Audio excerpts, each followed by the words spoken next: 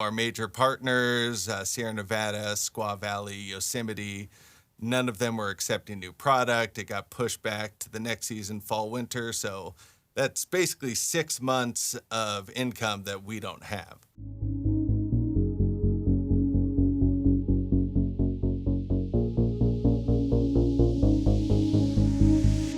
Hey, I'm Dave Rubin, and it's Small Business Week here on the Rubin Report. Joining me today is Bryce Cooley, co-owner of Rove Supply Co from Truckee, California. Bryce, welcome to the show.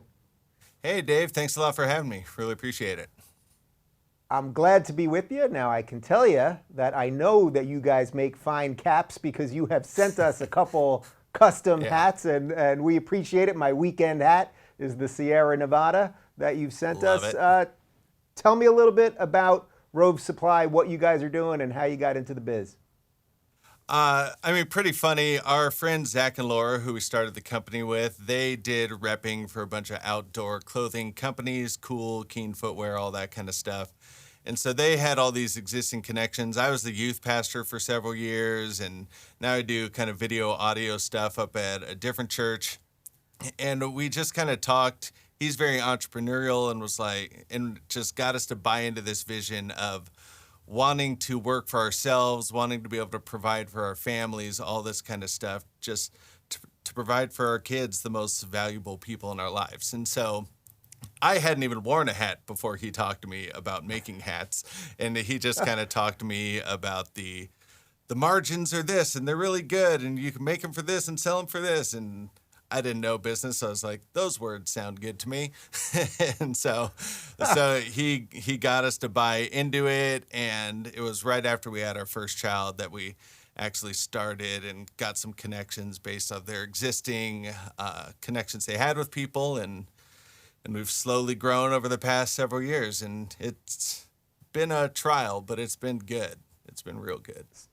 Yeah, so as you know, the reason that I wanted to do Small Business Week is because people like you guys are dealing with all sorts of crazy stuff that really nobody expected, from supply chain to sales to everything else. What are some of the struggles and maybe even some of the successes that you've seen in the midst of the COVID situation? Yeah, well, I think Elon Musk said being an entrepreneur is like eating glass and staring into the abyss of death.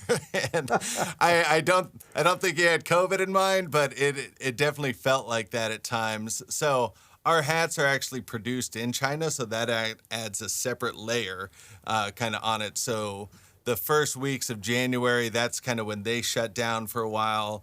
And so we were 3 weeks behind then. And then there was a 14-day quarantine in their factories. And so that was even longer. And so we were pushed back several weeks.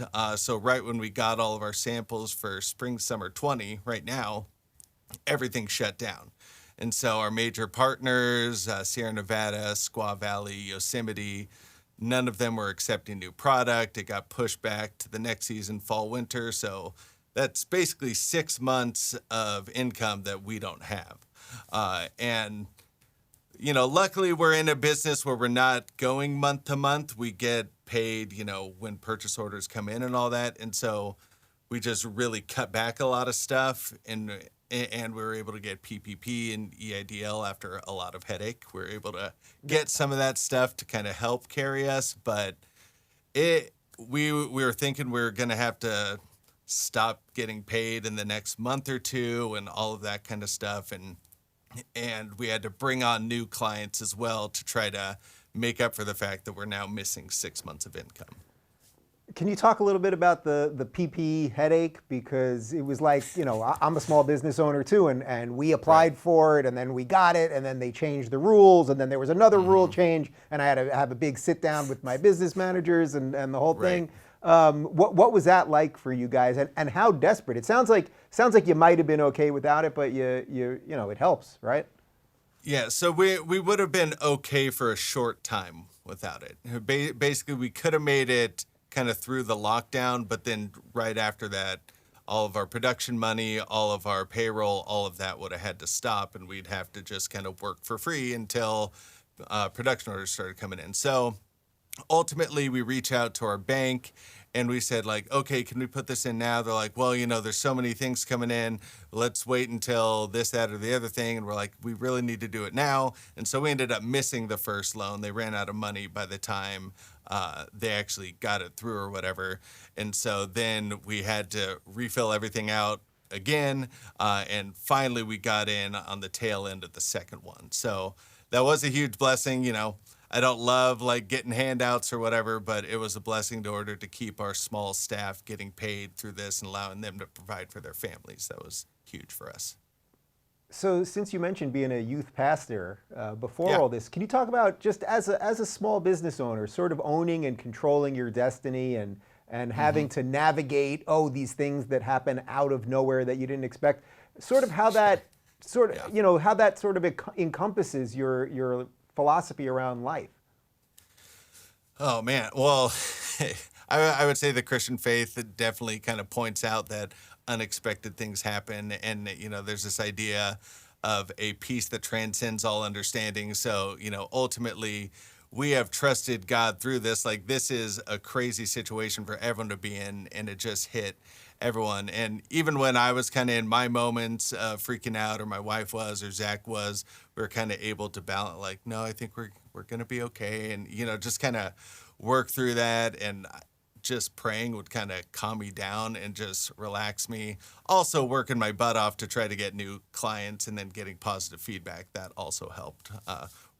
This is kind of fun. We're currently in development with Tesla, maybe making some stuff for them, which would be a huge, Nice. wow. Like that'd be a huge blessing, but don't want to get my hopes up, but pretty excited about that. But so our faith really kind of gave us peace in that. And as far as the way that we do our business, we really try to do it ethically. The factory is fair trade. We try to, wherever we can, be eco-conscious and use recyclable materials and all that kind of stuff where it's possible. We try to give the best quality that we can to the people we customize hats for. Yeah, and you guys really do make a great hat. Like I got about 30 hats in my closet. You guys really do make a great hat. So I got to ask you High this: praise. from one small business guy in California Yeah. to another small business guy in California. Yeah. You have any struggles doing business in California? We're paying a lot in taxes. There's all sorts of red tape and regulations and the rest of it. I always find people, when I talk about this, people always say, well, Dave, you're doing business in California. What do you expect? What do you make of that? Yeah, and this is the one time I'll give my dad ribbing. My dad works in the assembly, and I'm like, Dad, you're killing me with this business stuff.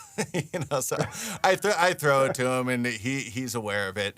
Yeah, I mean, taxes are high, and it makes it difficult to bring on employees and all of that kind of stuff.